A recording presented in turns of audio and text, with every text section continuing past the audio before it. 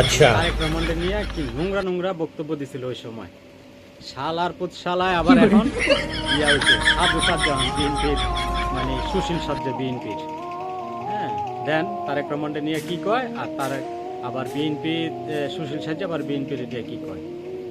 Interview প্রকাশ করেছি লন্ডনে বসে, গুটি কয়েক মানুষের মাঝখানে সমাবেশে বক্তব্য দিলেই আমার রাজনীতি হয়ে যাবে। মাঝে মাঝে দুই একবার ফোন কল করে দুই একজনকে আন্দোলনে নামতে বলে এবং তাদেরকে ফিজিক্যালি বিপদগ্রস্ত করা বর্তমান স্বৈরশাসনের মধ্যে, এটাই কি তারেকের ভিশন? এটাই কি তারেকের রাজনীতির ধরন?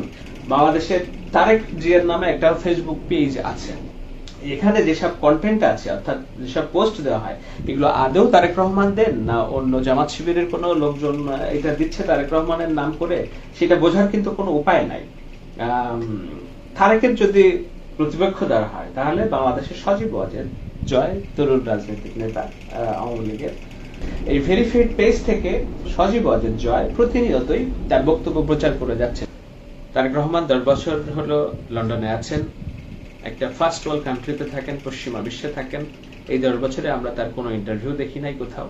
এই 10 বছরে ফেসবুকে নিজের একটা বক্তব্য আমরা দেখিনি।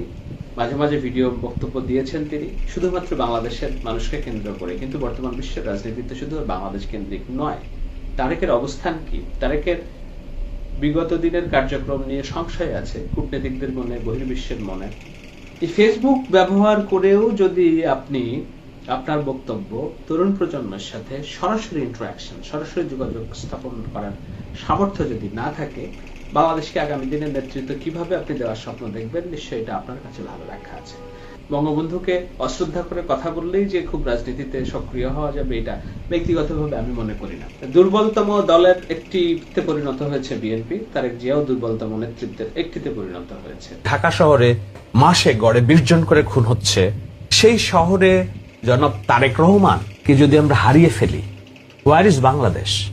এই বাংলাদেশের আপামার জনসাধারণের ভরসার জায়গাটাকে আজকে যদি আমরা তারেক রহমান হারাই, এটা কি তারেক রহমানের নিজের লস, দল হিসেবে বিএনপির লস, না বাংলাদেশের যারা কোটি লক্ষ কোটি মানুষ যারা মধ্যপ্রান্তের বাংলাদেশের স্বপ্ন দেখছে, সকলের বাংলাদেশের স্বপ্ন দেখছে, সংখ্যালঘু নিরাপত্তার বাংলাদেশের স্বপ্ন দেখছে, নারীর অধিকারের বাংলাদেশের স্বপ্ন দেখছে, প্রগতির বাংলাদেশের স্বপ্ন দেখছে, কিভাবে ডেভেলপমেন্ট পলিটিক্স এগিয়ে নিয়ে যাওয়া যায়, গ্রামের মানুষের ভাগ্য উন্নয়ন করা যায়, হেলথ কার্ড, কৃষক কার্ড, এইসব কথা তো আর কেউ বলছে না। সুস্থ শুদ্ধ পলিটিক্স যেটা স্বপ্ন তারেক রহমান দেখাচ্ছেন, তার অনুপস্থিতিতে কি তারেক রহমানের লস হবে, বাংলাদেশের তার দলের লস হবে, না এই লসটা বাংলাদেশের?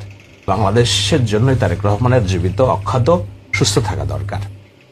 বাংলাদেশের জন্যই তারেক রহমানকে আগামী অন্তত 5টা বছর রাষ্ট্র ক্ষমতা পরিচালনা করার দায়িত্ব দেওয়া দরকার। এটা তারেক রহমানের নিজের জন্য যতটা না। ঠিক আছে, এলে বিরানি শাহেদের পোল্ট্রিবাস বিরানি শাহেদ এটি আবার আওয়ামী লীগ এলে আওয়ামী লীগের সাপোর্টকে বই যায়।